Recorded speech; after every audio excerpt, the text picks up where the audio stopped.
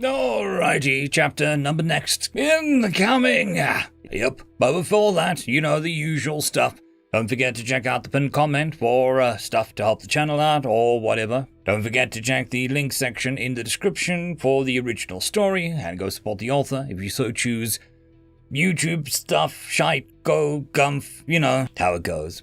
Just a quick shout out to the T5 peeps. Bob the Dragon, Cat Crab Lobster, Data Magnet, Dark Machine, Bezic, Try Again 95, Pudic Yol, Astrea the Dreamer, Casper Arnholtz, Cam Maxwell, Ithilia, Meridian 117, and Jordan Bucksmorm. Thank you very much. Anyways, on to the story. A Brood of Two, Chapter 3, The Bigger Stick. The noon sun pierced through the ceiling of the chamber. Bitey hoisted the refilled water container out of the murk, resealed it, and hung it around his neck. He heard a gentle thunk of a door seal opening and a few habitation blocks to his right. Samantha, most likely. Bitey approached the lip of the chrome metal cube. "Did you find anything useful so far?"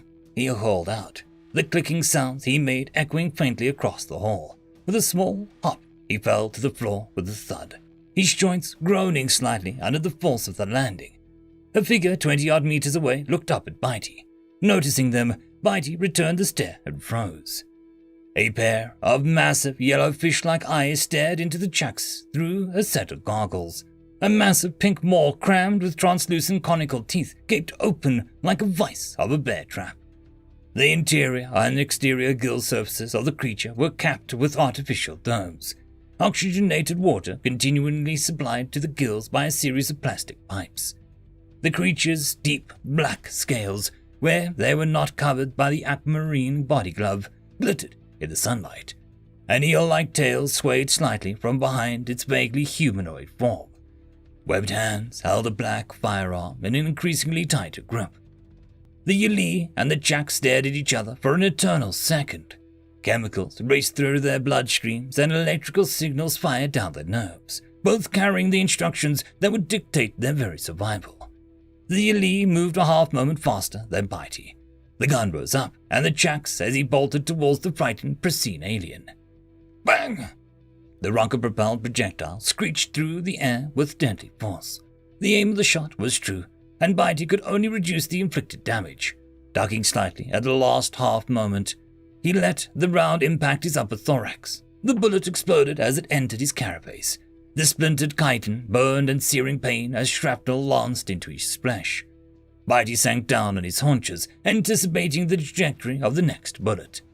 The Lee had done exactly as expected, the second shot twisting through the air above him. Bitey's panic subsided as his muscle memory took over. The Lee were always predictable. They never changed. Bitey's forelegs pushed against the floor, propelling him forward to close the final 10 meters. The Lee panicked, forfeiting a third shot. They leapt towards the open doorway. Bitey's forelimb shot forward. Its concealed talon flicked outwards and extended his reach. The tip lodged itself into the doorframe, the blade's edge pointing outwards to the oncoming Yali.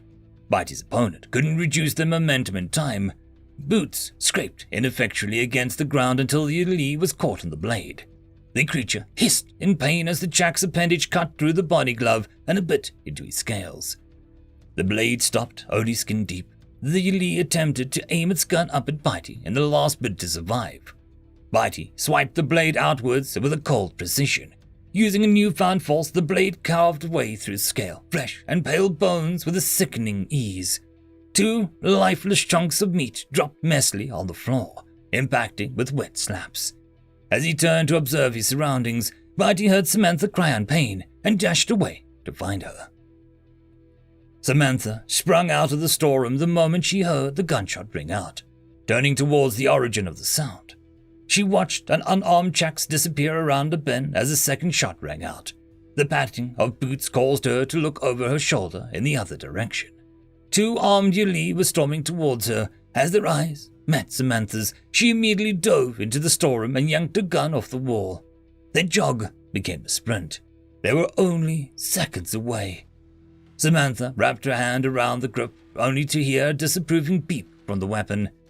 "Of course they have genetic locks, feck," she swore under her breath. A gun barrel swept into sight, and she threw herself to the side of the doorway. hoisting up her own rifle by the barrel as if wielding a club. She prepared to strike. As the first Ylene's gun entered the room, she slammed her own useless firearm into it. The creature's weapon clattered onto the floor, eliciting a frustrated hiss from its owner. With a fluid motion, it dove towards Samantha. In response, she swung her gun, hitting the side of the Ylene's head with a thwack and shattering one of its goggles. It grimaced, but pushed forward in short order. As Samantha raised her forearm to block the expected shove, it instead opened its jaw and chomped down on her arm. Warm blood trickled out of the wound as she cried out in pain. Gritting her teeth, she headbutted the Ylene. It loosened its grip on her arm as a concussive force shot through its head. It was then the second Ylene rushed into the room, raising its gun towards the ongoing melee. Samantha needed cover. Thinking quickly, she lifted her right leg and stomped on the first Ylene's knee. It bent backwards with a wet crack. Immediately exploiting the gap in the defense as it wailed in pain, she tore her own free from its mouth and flung her undamaged arm around its neck. In a single motion, she put it into a headlock and turned it to face the second Ylene. With a free hand, she firmly grasped the water supply pipe at the back of its head. The first Ylene squirmed under her lock but failed to free itself. Samantha had her cover. She could just about make out the familiar thudding sound quickly approaching her location. "Surrender!" Samantha yelled at the Galactic Basic, her speaker emitting a series of chitters as it translated the statement into ch.3 automatically. The second Ylene coughed at the demand. "Why should I?" it replied, its voice raspy and harsh. "Because I can kill your friend here," the Ylene grinned impishly. "He's an inconvenience at best, human. I can do without him." "That's rather mean, isn't it?"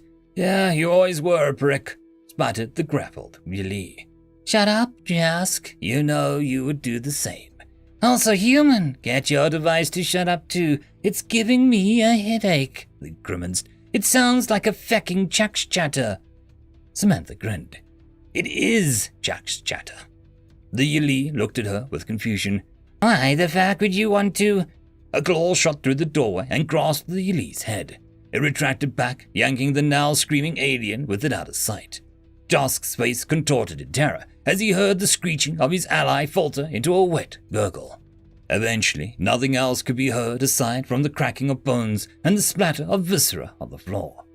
Even Samantha was horrified at the noises coming from just outside the room. "Bitey, can you stop doing, whatever it is you're doing? I think I'm going to throw up." The sounds of butchery quickly ceased.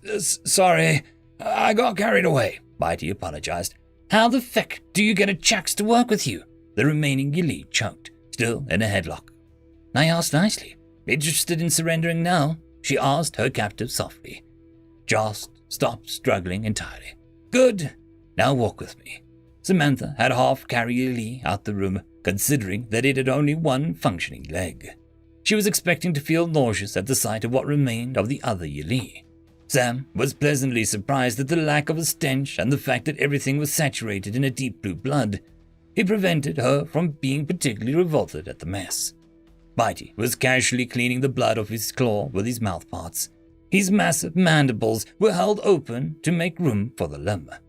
"Bitey, can you hold this one for me? Don't kill him, please." Bitey stopped and looked at the captive. He reached down and took the Jask by the chest. He effortlessly lifted him up off the ground. Jask's legs dangled helplessly under him. Samantha took a moment to breathe. She had never been so close to death before. It was a good thing the Ylene got distracted easily, or else she would have had a bullet in her by now.